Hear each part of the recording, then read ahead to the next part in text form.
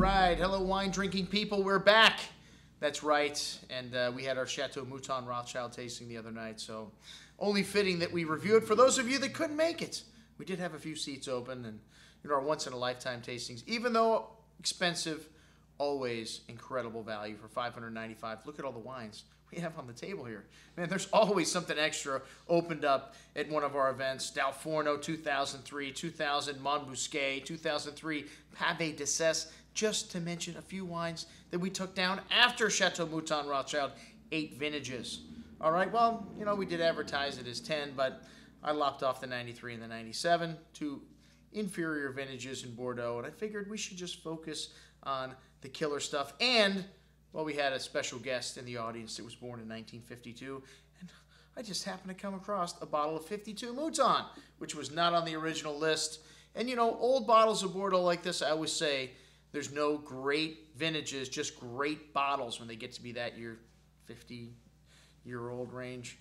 And this 52 had a fill right about up to here, so it was a really good fill. And several people in the room, I wouldn't say experts on Chateau Moutin Rothschild, but have had most of the great old vintages. No one in the room had ever had 52.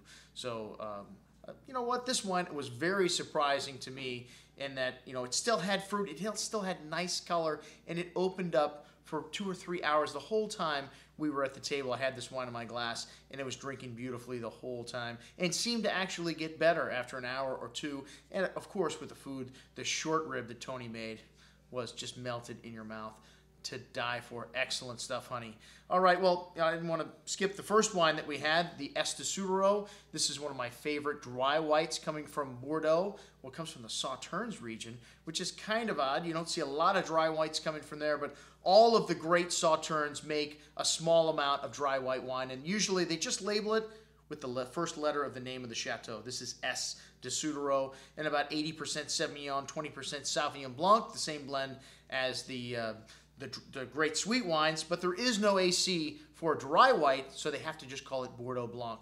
But a lovely wine, lovely richness, this lovely kind of melon and lemon drop candy fruit on the nose, and distinct minerality shown in this wine. A nice long finish, great freshness. 2007, although not a great vintage for the red wines, very good for the dry whites and for the Sauternes. All right, so we have a little bit of that available for sale. That's the only wine, I think, on this list. Well, we have some 2004 Mouton, but somebody came and cleared us out of Chateau Moutin Rothschild about 3 weeks ago. They said, we want every bottle of Mouton you have on the shelf. Ike, and I had this Mouton tasting coming up, but thank God, we've got friends with Mouton. All right, well, the 82 was the next vintage we showed in 82, a legendary vintage in Bordeaux. This is the vintage that Robert Parker made his reputation on when every other great critic said 82 was a flash in the pan. Parker staked his reputation on this vintage, and he has turned out to be right. 82, a phenomenal vintage, and still young. I opened up these wines at 3 o'clock in the afternoon. I probably could have opened them up at 5 o'clock in the morning, like Pearl Perry did with our Chave wines that we had last night. But, man, this wine's still big, and in the glass just continue to open up all night. Had lovely layers of red currant fruit and milk chocolate, cigar box spice, truffles, espresso, really big on the palate. Still had quite a bit of unresolved tannin. This wine's got years to go in the bottle.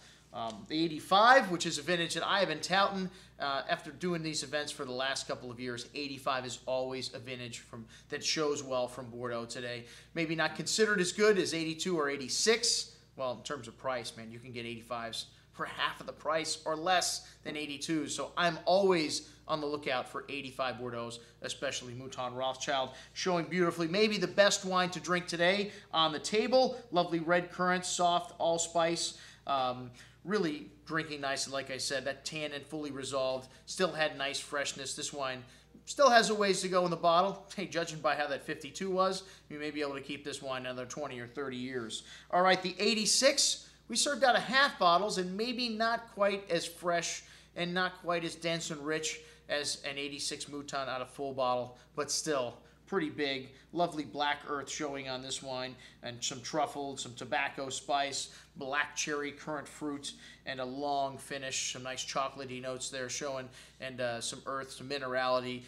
Really nice for a half a bottle. Like I said, man, you can pour me 86 Mouton on a half bottle, full bottle, Magnum, 3 liter, whatever you want to pour it out of. It's fine with me.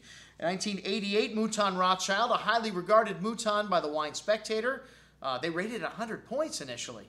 And I don't know, this wine has never been a 100-point wine to me, but really showed pretty nicely on this occasion. Some fine herbs, some old leather, some mushroomy qualities to this wine. And, you know, some soft red berry fruit showing. Pretty, you know, some nice freshness on the finish, pretty long, but not a blockbuster Mouton, like I said, never has been. 1995, this is the first time I think I've really enjoyed this wine, and this wine has been austere for, I don't know, the last 10 years, and man, it's starting to come out of its shell, the red currant fruit, some barnyard notes, some dried mushroom here showing, soft, the tannin softening up quite a bit, smoothing out on the finish. Really nice. The 95 Mouton, one of the wines of the night for me. 1998, this wine took a little bit of time to open up, maybe a little bit kind of tannic at first. Some lovely black earth showing on that, some tar, soy, and some cigar box. But at the end of the night, man, this wine actually had quite a bit going on, and some fruit starting to come out from under its shell there. Excellent bottle of Mouton, and the 04, man. This wine had this lovely kind of fig, cassis, and currant berry fruit to it. Really exotic and really soft and smooth. You know, when I went to taste the 2005 Bordeaux at the On Premier tasting, we went a week or two early, so we got to taste 04 and 03 all together. And let me tell you, for the price difference, I came back and I bought more 04s. 04, an outstanding classic vintage in Bordeaux. And this 2004 Mouton has drank pretty consistent its whole life. I don't know if these 04s are going to shut down. Really lovely stuff. This was one of my wines of the night also. Like I said, 2004, an underrated vintage from Bordeaux. All right, well, the 2006 Lafaurie Peyraquey, possibly the greatest value we've ever had in the store, in the Sauternes section.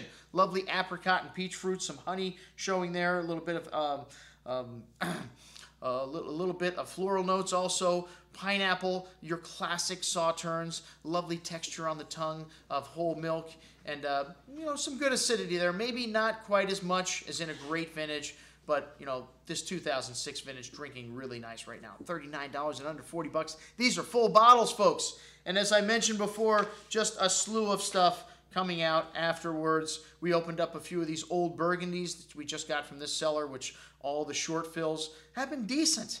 I haven't even opened one of the bottles with a good fill yet.